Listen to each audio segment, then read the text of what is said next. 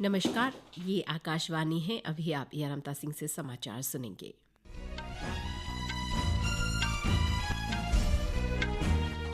पहले मुख्य समाचार। केंद्र सरकार के मंत्रियों के विभाग आवंटित कर दिए गए हैं। डॉक्टर जयशंकर ने कहा कि राष्ट्र प्रथम और वसुदेव कुटुंबकम भारतीय विदेश नीति के 2 मार्गदर्शक सिद्धांत होंगे। तेलुगु देशम पार्टी के प्रमुख एन चंद्रबाबू नायडू को आंध्र प्रदेश विधानसभा में एनडीए नेता चुना गया है। सर्वोच्च न्यायालय ने आज नीट स्नातक 2024 के बाद मेडिकल कार्यक्रमों में प्रवेश काउंसलिंग प्रक्रिया पर रोक लगाने से इनकार कर दिया। आज दोहा में फीफा विश्व कप 2026 एएफसी क्वालिफायर के दूसरे दौर में भारतीय फुटबॉल टीम का मुकाबला मौजूदा एशियाई चैंपियन कतर से होगा। अब समाचार विस्तार से। केंद्र सरकार के मंत्रियों के विभाग आवंटित कर दिए गए हैं। राजनाथ सिंह को रक्षा मंत्रालय, अमित शाह को गृह और सहकारिता मंत्रालय, नितिन गडकरी को सड़क परिवहन और राजमार्ग मंत्रालय, निर्मला सीतारमण को वित्त और कॉरपोरेट कार्य मंत्रालय तथा डॉक्टर सुब्रमण्यम जयशंकर को विदेश मंत्री के पद पर बरकरार रखा गया है। अश्विनी वैष्णव ने आज नई दिल्ली में रेल और सूचना एवं प्रसारण मंत्री का पदभार ग्रहण किया। सूचना एवं प्रसारण राज्य मंत्री डॉक्टर एल मुरुगन और सूचना एवं प्रसारण मंत्रालय के सचिव संजय जाजू ने श्री वैष्णव का स्वागत किया। कार्यभार संभालने के बाद पत्रकारों से बात करते हुए श्री वैष्णव ने कहा, जनता ने एक बार फिर प्रधानमंत्री नरेंद्र मोदी को देश की सेवा करने का आशीर्वाद दिया है। उन्होंने कहा, पिछले 10 वर्षों में श्री मोदी ने लोगों के जीवन में बहुत बड़ा परिवर्तन लाए हैं। वे भारत की अर्थव्यवस्था को 11वें स्थान से 5वें स्थान पर ले आए हैं। ज्योतिरादित्य सिंधिया ने आज संचार मंत्री का पदभार ग्रहण किया। कार्यभार संभालने के बाद श्री सिंधिया ने कहा कि प्रधानमंत्री नरेंद्र मोदी के नेतृत्व में विभाग में एक क्रांति देखी गई है। उन्होंने ये भी कहा कि वो ये सुनिश्चित करने के लिए अपना सर्वश्रेष्ठ प्रयास करेंगे कि वो प्रधानमंत्री के साथ साथ भारत के 140 करोड़ लोगों की आकांक्षाओं के अनुरूप काम करें। इस बीच जगत प्रकाश नड्डा ने स्वास्थ्य और परिवार कल्याण मंत्री के रूप में कार्यभार संभाला। इस अवसर पर मंत्रालय में राज्य मंत्री अनुप्रिया पटेल और यादव प्रताप राव गणपत राव भी उपस्थित थे। भूपेंद्र यादव ने आज पर्यावरण मंत्रालय का पदभार ग्रहण किया। अन्नपूर्णा देवी ने महिला एवं बाल विकास मंत्री का पद संभाला। शिवराज सिंह चौहान ने आज कृषि और किसान कल्याण मंत्रालय का कार्यभार संभाला। पदभार ग्रहण करने के बाद श्री चौहान ने कहा कि प्रधानमंत्री के किसानों की आय दोगुना करने के लक्ष्य को पूरा करने के लिए सरकार लगातार कार्य कर रही है।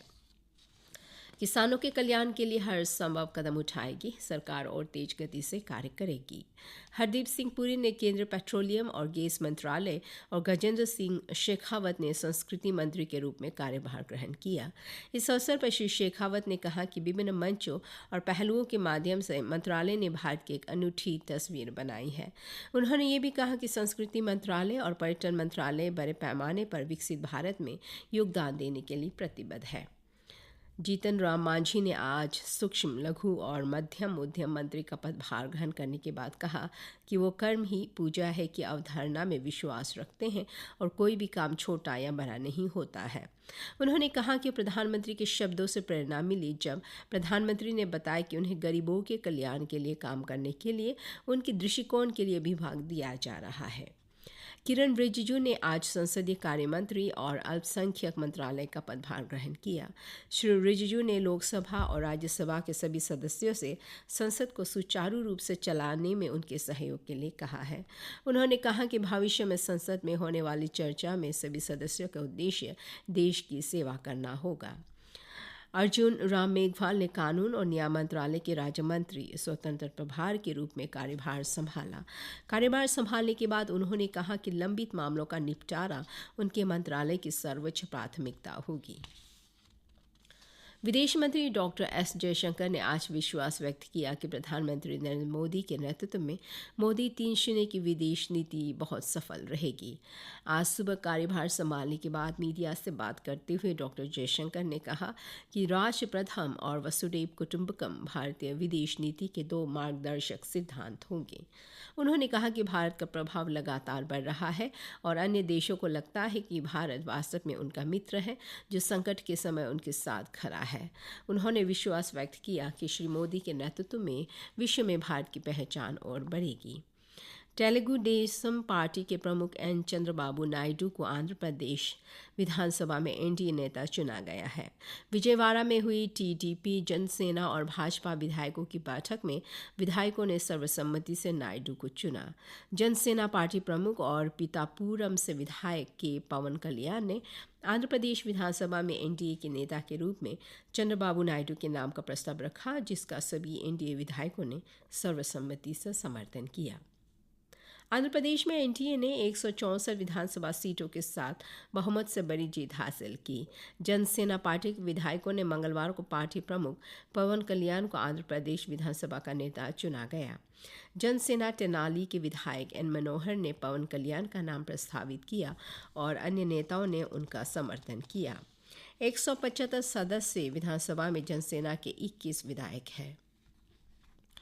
सर्वोच्च न्यायालय ने आज राष्ट्रीय पात्रता सह प्रवेश परीक्षा नीट स्नातक 2024 के बाद मेडिकल कार्यक्रमों में प्रवेश काउंसलिंग प्रक्रिया पर रोक लगाने से इनकार कर दिया।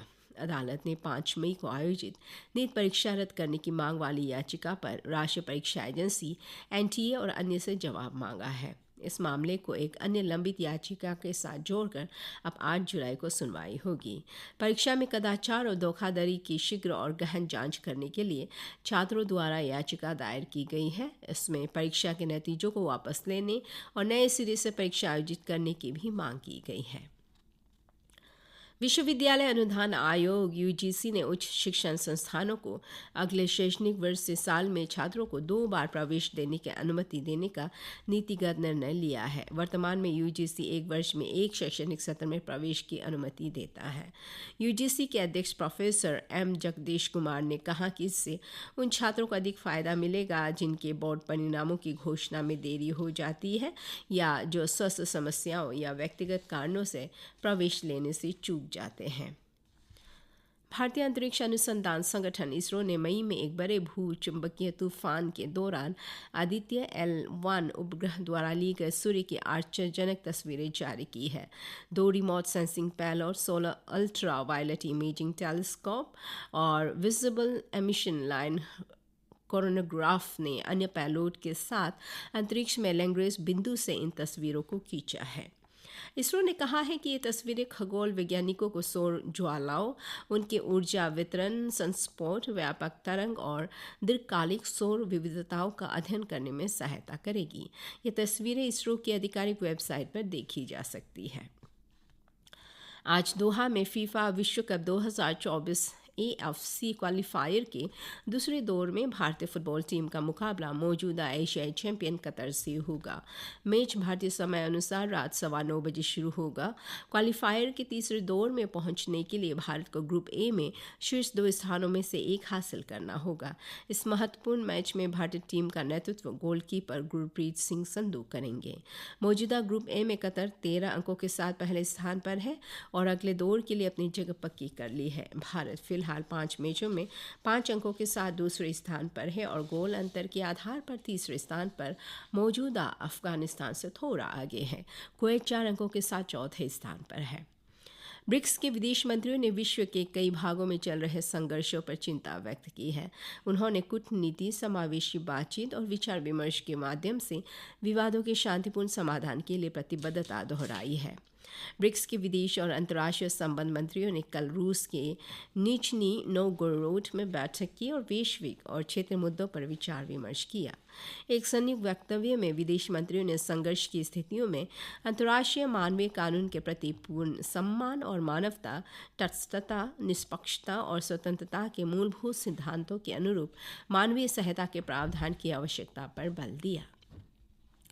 ब्रिक्स देशों के विदेश मंत्रियों ने फिलिस्तीन के कब्जे वाले हिस्से में विशेष रूप से इजरायली सैन्य अभियान के कारण गाजा पट्टी में हिंसा में बढ़ोतरी पर गंभीर चिंता व्यक्त की। उन्होंने संयुक्त राष्ट्र महासभा के संकल्पों और संयुक्त राष्ट्र सुरक्षा परिषद संकल्प 2720 को प्रभावी ढंग से लागू करने पर बल दिया।